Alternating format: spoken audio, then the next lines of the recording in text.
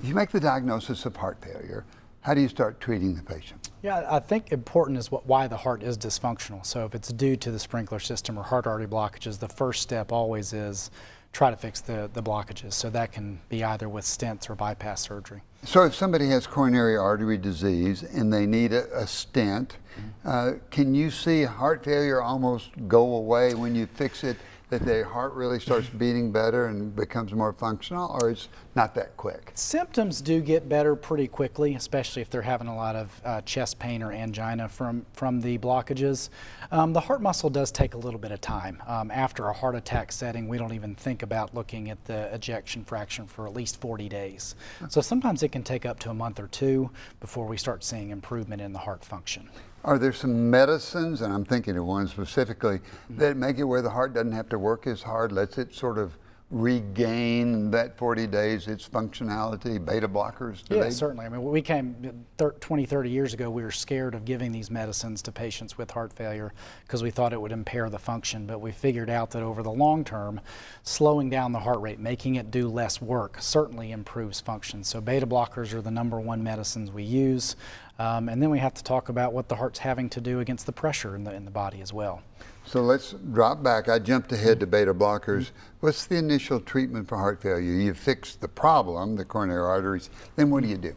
So the big question is, again, why? If we fix the arteries, then that's the answer. We'll still initiate patients on medicines. Beta blockers are one of them. Fluid pills or diuretics. Most common one is Lasix we'll use to help with symptoms. What do diuretics do? How do they help the heart? So the diuretics have never been proven to make you live longer. What they do is make you feel better. And I tell my patients diuretics get you out of bad eating decisions with salt.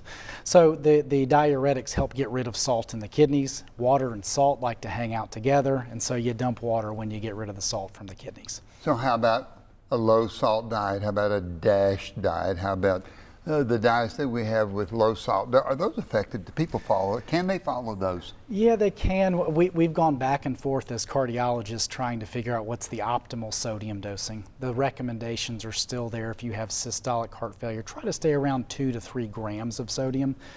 That being said, certain people are more salt sensitive than others. So I have patients that can get by with not doing it, and I have patients that can't do 1 gram of salt before they really start collecting water. So I think important with diuretic dosing is, I'd love it if I could pick the perfect dose every day, but it doesn't work that way, is doing daily weights and monitoring your symptoms. And sometimes we have to do sliding scale, meaning you take more diuretic on one day than you do the next. So the diuretic gets rid of sodium. Sodium is the salt in the diet. So if we cut down on the salt, we use a diuretic, then we don't let the salt and the water hang around together to make the heart in failure. Correct, yes. So we correct that part. Do people, if they've got pitting edema, what's pitting edema mean? Pitting edema just means that on exam, when I touch your legs, you can see a fingerprint, and so it leaves behind a pit with So pushing. it leaves the finger. Is that a sign there's significant fluid?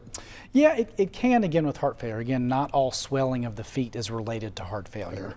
So certainly we can have, obesity increases your risk of having venous insufficiency. Blood clots in the legs can do that. Pulmonary hypertension or high blood pressure in the legs. So there's lots of reasons why fluid can back up on what we call the right side of the heart, or the veins in the heart. Is it important to weigh people to see if they're holding on fluid or not? Yeah, I tell most of my patients with heart failure to weigh daily. And if you gain more than 3 pounds in a day or 5 pounds within a couple days, food.